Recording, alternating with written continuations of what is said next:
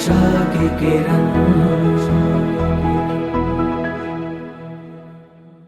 ભક્તો, ભૂખ્યો માણસ કેવું ડિસિઝન લે કાંઈ નક્કી નહીં.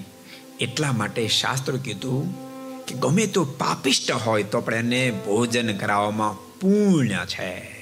એને ભોજન કરવામાં જાત કુજાત પવિત્ર અપવિત્ર પણ કાંઈ ન જોવું. એવા કોઈ માણસ પીધેલ માણસ છે અને ભૂખ્યો છે ને આપણી પાસે ભોજન માગે તો એને ભોજન કરાવવામાં પુણ્ય છે, પુણ્ય છે.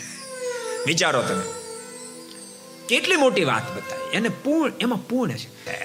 તમારા મનમાં થાય એમ કે એમ સાંભળો, એની પાસે એક રીઝન છે.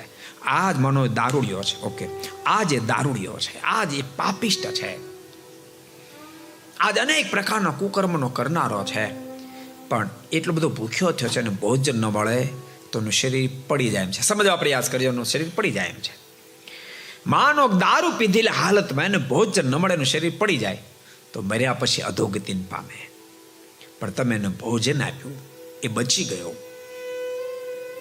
માનો મહિને, 2 મહિને, 4-6 મહિને એને કઈ રૂડો સંગ થઈ જાય, કોઈ સારા માણસની પ્રાપ્તિ થઈ જાય, કોઈ સાધુ પુરુષ મળી જાય, એનો ઉપદેશને ટચ થઈ જાય તો દારૂ, મીઠ, અનેક પ્રકારના પાપાચારો છોડી મહાન પરમ એકાંતિક ભક્તરાજ બની જાય. એ ભક્તરાજ બને એની પાસે રીઝન, તમે એનો ભોજન એક ટંગનો આપ્યો, બચી ગયો, ભક્તરાજ બની ગયો, અનેક પ્રકારે પરમાત્માને રાજી કરે તો એનો અમુક ટકા હિસ્સો તમને પ્રાપ્ત થાય. માટે શાસ્ત્ર લખ્યું, પાપીને પણ ભોજન કરવામાં કોઈ બાધ નથી.